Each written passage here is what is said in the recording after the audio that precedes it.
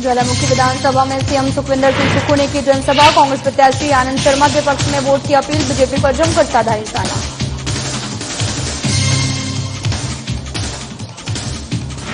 शिमला के चौड़ा मैदान में बीजेपी की जनसभा का आयोजन। कार्यक्रम में नेता प्रतिपक्ष जयराम ठाकुर रहे मौजूद। बीजेपी प्रत्याशी के पक्ष में वोट की अपील।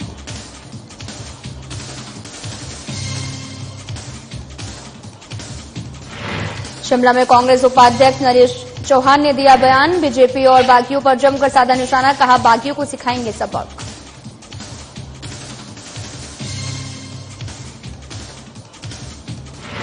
शिमला में कुलदीप सिंह पठानिया ने बीजेपी पर बोला हमला। चुनाव आयोग में दी गई शिकायत पर किया पलटवार। कहा, कांग्रेस के पक्ष में चुनाव प्रचार किया, आगे भी करता रहूंगा।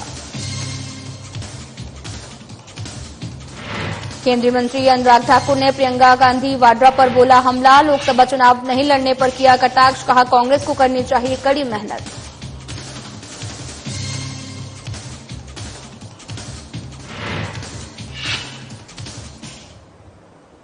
नमस्कार, मैं हूं आपके साथ अंकिता पाल। बुलेटिन की शुरुआत करते हैं। सीएम सुखविंदर सिंह सुक्खू ने आज कांगड़ा लोकसभा सीट से कांग्रेस पार्टी के प्रत्याशी आनंद शर्मा के पक्ष में ज्वालामुखी विधानसभा क्षेत्र में प्रचार किया है। हुडिया में एक चुनावी सभा को संबोधित करते हुए उन्होंने कहा कि देश दिग्गज नेता आनंद शर्मा को कांग्रेस पार्टी ने कांगड़ा लोकसभा सीट से चुनाव मैदान में उतारा है।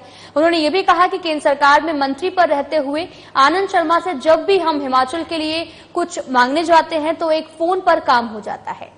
और इस दौरान उन्होंने ये भी कहा कि कांगड़ा को ऐसे सांसद की जरूरत है जिसका आवाज पूरा देश सुने। और उन्होंने ये भी कहा कि जब लोकसभा चुनाव में आनंद शर्मा जीत कर जाएंगे तो इंडी गठबंधन सरकार में उनका मंत्री पद तय है। बीजेपी पर हमला करते हुए सीएम ने यह भी कहा कि विपक्ष ने नोट के दम पर सरकार को गिराने का षड्यंत्र रचा और मेरे इस्तीफे की अफवाहें फैलाई हैं। बीजेपी जब जनता के वोट से सरकार नहीं बना सकी तो नोट के दम से कुर्सी को हथियाने का असफल प्रयास किया। उन्होंने ये भी कहा कि वर्तमान राज्य सरकार को कोई खतरा नहीं है और कार्यकाल पूरा करेगी। और इस अवसर पर भी कांगड़ा सीट से कांग्रेस के लोकसभा प्रत्याशी आनंद शर्मा, विधायक संजय रतन सिंह सहित आपको बताते चलें कि पार्टी के पदाधिकारी और कार्यकर्ता उपस्थित रहे।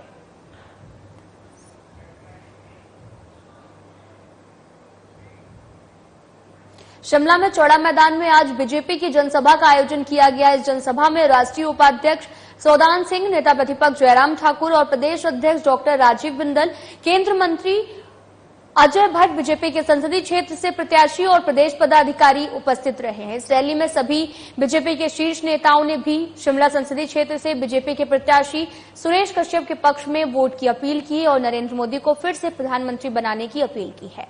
बीजेपी के सभी नेताओं ने कांग्रेस पर निशाना साधते हुए कहा कि आज हिमाचल प्रदेश में विकास के कार्य ठप पड़े हैं। हिमाचल की वर्तमान सरकार ने सत्ता में आने के लिए झूठी गारंटियां दी हैं। प्रदेश के सुक्खू सरकार ने कोई भी गारंटी को पूरा नहीं किया, जिसके कारण सरकार कुछ दिनों की मेहमान है।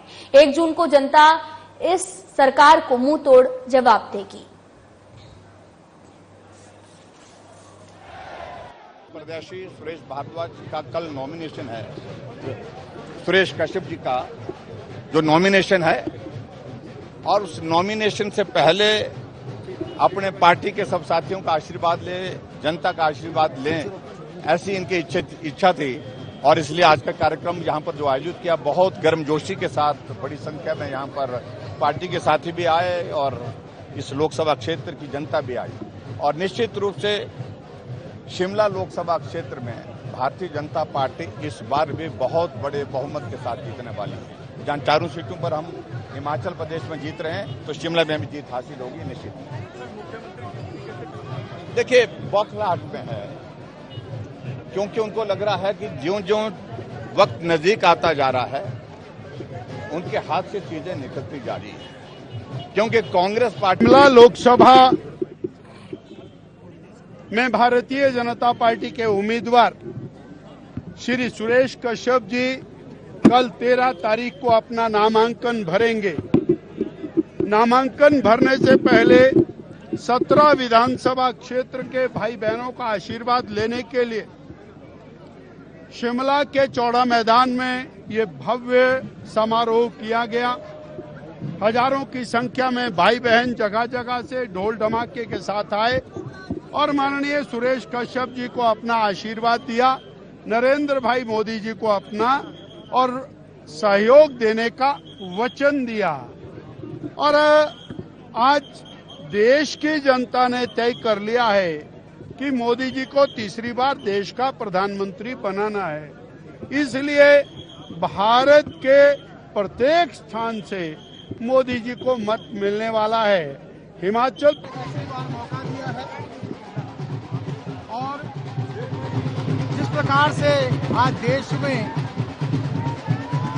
मोदी जी की प्रचंड जीत को लेकर हर कोई जो है पूर्ण रूप से आश्वस्त है, तो जहां शिमला सीट हम जीतेंगे, चारों की चारों सीटें जीतेंगे। ये तय है, जनता ने मन बना लिया है कि आएंगे तो मोदी ही।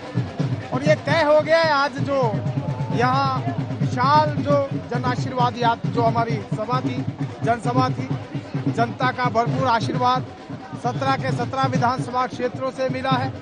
और जहां जिस प्रकार का जोश कार्यकर्ताओं के अंदर है, संसदीय क्षेत्र, मेरे संसदीय क्षेत्र की जनता ने भी पूर्ण रूप से मन बना लिया है कि दूसरी बार यहाँ पर कमल का फूल खिलाएंगे और लगातार चौथी बार शिमला सीट को भी हम जीतेंगे। पिछली बार जनता का आशीर्वाद मिला था, जहां हिमाचल प्रदेश में 68 के 68 विधानसभा क्षेत्रों में भारतीय जनता पार्टी ने पहली बार जीत हासिल की थी। शिमला संसदीय क्षेत्र की सीट भी 3,27,000 वोटों से हमने जीती थी।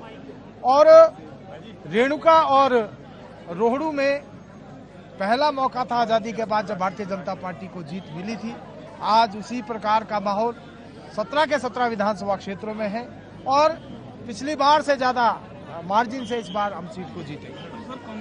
कांग्रेस को बताने की आवश्यकता नहीं है। आज मेरे संसदीय क्षेत्र की जनता जानती है। बड़े बड़े प्रोजेक्ट हमने अपने संसदीय क्षेत्र के लिए स्वीकृत कराए हैं। 7,000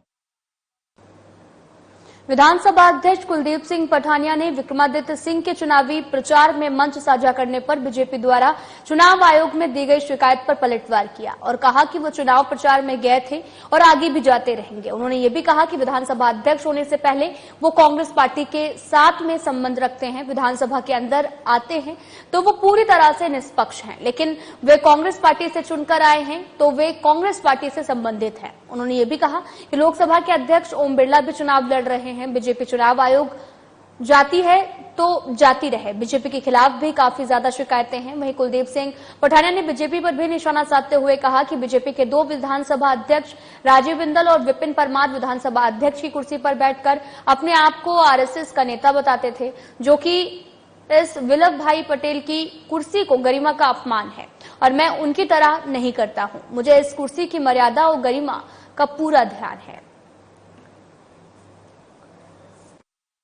किया है मैंने और मैं कर भी रहा हूं, आगे भी करूंगा। मैं आगे भी करूंगा क्योंकि अंदर मैं निष्पक्ष हूं, दोनों दलों के लिए, सभी सामान्य सदस्यों के लिए। यहां आता हूं तो मेरी एडमिनिस्ट्रेटिव पावर्स हैं which are subject to judicial scrutiny. I am a political person.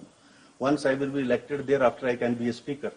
Once I have to be MLA, thereafter I can be a speaker. So I belong to a certain political ideology and there are elections. Om Birla जी ने भी election लड़ा है फूल के निशान पर। मेरा निशान हाथ है, हाथ से मैं चुनाव लड़के आया हूं, तभी विधायक बना। अंदर में हाथ नहीं दिखाता। पर 2 जो माननीय यहाँ पर रहे हैं स्पीकर, वो तो कुर्सी पर अंदर वाली विठल भाई पटेल की कुर्सी पर बैठकर बोलते थे हम तो आरएसएस से संबंधित है। We are proud to be a member of the RSS, which was shocking state of affairs with mister Bindal and mister Parmar. Yeah, they are talking about the ethics in politics. It is a shocking state of affairs. हम तो बाहर जाके जो है party के candidates के लिए काम करते हैं, कर भी रहे हैं। अगर कोई एम्बार्गो होगा मेरे पर कॉन्स्टिट्यूशनल तो बता दे। इलेक्शन कमीशन को इन्होंने लिख के दिया है तो देते रहे। इनके खिलाफ भी बहुत सारी शिकायतें हुई हैं। इलेक्शन कमीशन को कॉन्स्टिट्यूशन से ऊपर नहीं है। आज की स्टेटमेंट पढ़ी पी चिदम्बरम की। We must discuss the election commission's activity in the parliament also. CAG is responsible to the state assembly. All bodies, public service commissions, subordinate commissions, their reports are laid here in the Vidhan Sabha. Those speaker you have named, वो कहते थे कि जो RSS है that is a सामाजिक BJP के वरिष्ठ नेता और केंद्रीय मंत्री अनुराग ठाकुर ने लोकसभा चुनाव नहीं लड़ने पर प्रियंका गांधी वाड्रा पर जमकर निशाना साधा। कटाक्ष करते हुए उन्होंने कहा कि प्रधानमंत्री नरेंद्र मोदी ने संसद में महिलाओं के लिए जो 33% आरक्षण लाया, उससे उन्हें संभवतः लाभ मिल सकता है। अपनी चुनावी शुरुआत करने के लिए अनुराग ठाकुर ने अपने लिए कांग्रेस का टिकट सुरक्षित करने में विफल रहने के लिए प्रियंका गांधी के पति रॉबर्ट वाड्रा पर भी तंज कसा है।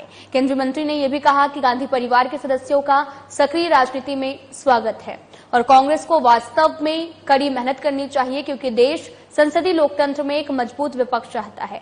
अपनी पुरानी अमेठी सीट छोड़ने के लिए राहुल गांधी पर हमला करते हुए अनुराग ठाकुर ने यह भी कहा कि पूर्व कांग्रेस प्रमुख पड़ोसी राज्य रायबरेली में भाग गए थे, जिसका प्रतिनिधित्व उनकी मां सोनिया गांधी निवर्तमान लोकसभा में करती थी। उन्होंने ये भी कहा कि हम एक बेहतर और मजबूत विपक्ष चाहते हैं, क्योंकि इससे सरकार को नियंत्रण में रखने में मदद मिलती है और नियंत्रण संतुलन और निश्चित भी होता है।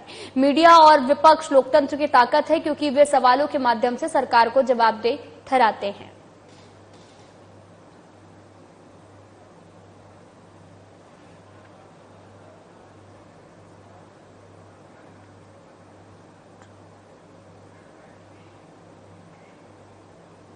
उद्योग मंत्री हर्षवर्धन चौहान ने बागी नेताओं पर हमला बोला है। इस दौरान उन्होंने ये भी कहा कि आयोग घोषित होने के बाद में उन्होंने विधानसभा स्पीकर के फैसले को सुप्रीम कोर्ट में चुनौती दी थी, लेकिन अब याचिका को वापस ले लिया गया। इसका सीधा मतलब ये है कि स्पीकर का फैसला सही था और नियमों के अनुसार लिया भी गया था। उन्हें पता चल चुका है कि वो कानूनी लड़ाई हार चुके हैं और कोर्ट से फैसला उनके विरुद्ध ही आएगा। उन्होंने ये भी कहा कि इन सभी को अपनी याचिका वापस लेने का कारण सार्वजनिक करना चाहिए। अब उनका असली चेहरा सामने आ गया है, तो उन्हें प्रदेश की जनता से माफी मांगनी चाहिए।